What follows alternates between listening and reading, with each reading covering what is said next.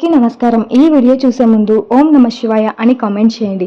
ఇప్పటివరకు మన ఛానల్ని ఎవరైనా సబ్స్క్రైబ్ చేసుకోకుండా ఉంటే ప్లీజ్ సబ్స్క్రైబ్ చేసుకోండి. అలాగే పక్కనే ఉన్న బెల్ ఐకాన్ కూడా క్లిక్ చేయండి. మేము పెట్టే ప్రతి వీడియో మీకు నోటిఫికేషన్ రూపంలో వచ్చేస్తుంది. వాస్తు శాస్త్రం ప్రకారం కొత్త ఇంట్లోకి ప్రవేశించే ముందు గుర్తుంచుకోవాల్సిన కొన్ని విషయాలు ఉన్నాయి. కొత్త ఇంటికి మారేటప్పుడు గుర్తుంచుకోవాల్సిన 5 ముఖ్యమైన విషయాలను మనం తప్పకుండా తెలుసుకోవాలి. ఇలా చేస్తే సానుకూల శక్తి ప్రవహించడంతో పాటు సంతోషంగా ఉండటానికి కూడా అవుతుంది.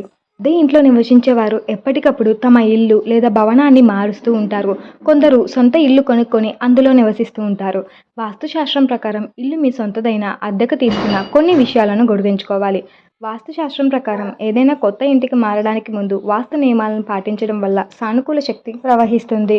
చాలాసార్లు ప్రజలు ఇంటిని మార్చేటప్పుడు వాస్తు నియమాలను పాటించలేరు. ఇది వాస్తు దోషానికి దారితీస్తుంది. వాస్తుశాస్త్రం ప్రకారం కొత్త ఇంటికి మారడానికి ముందు ఏ విషయాలను గుర్తుంచుకోవాలో తెలుసుకున్నా. కొత్త ఇంటికి మారడానికి ముందు దానికి తలుపుకు రంగు వేయాలి. వైట్ వాష్ చేయకోకుండా ఇంట్లోకి ప్రవేశించుకోకూడదు. లేకపోతే ముందు నివసించిన వ్యక్తి యొక్క శక్తి మిమ్మల్ని ప్రభావితం చేస్తుంది. కొత్త ఇంటికి వెళ్లే ముందు ఏదైనా పూజ చేయాలి. వాస్తు శాంతి కూడా చేయాలి. ఇలా చేయడం వల్ల ఇంట్లో పాజిటివ్ ఎనర్జీ నిండిపోయి నెగిటివ్ ఎనర్జీ తొలగిపోతుంది. వాస్తు ప్రకారం శుభముహూర్తం చూసిన తర్వాతే కొత్త ఇంటికి వెళ్ళాలి. లోపలికి వెళ్ళేటప్పుడు ముందుగా కుడికాలు ఉంచాలి. వాస్తు ప్రకారం ఇంటి ప్రధాన ద్వారం ఈశాన్య దిశలో ఉండాలి. ఈ దిశ ప్రధాన ద్వారానికి శుభప్రదంగా భావిస్తారు. ఇది సాధ్యం కాకపోతే ప్రధాన ద్వారం తూర్పు వైపుకు లేదా పడమర వైపు కూడా ఉంచవచ్చు.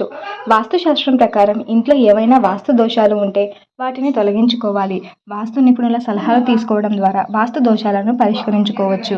ఆల్ గైస్, మీకు ఈ వీడియో నచ్చిందని అనుకుంటున్నాను. వీడియో నచ్చితే తప్పకుండా లైక్ చేసి, షేర్ చేసి, సబ్స్క్రైబ్ చేసుకోండి. అలాగే పక్కనే ఉన్న బెల్ ఐకాన్ కూడా క్లిక్ చేయండి.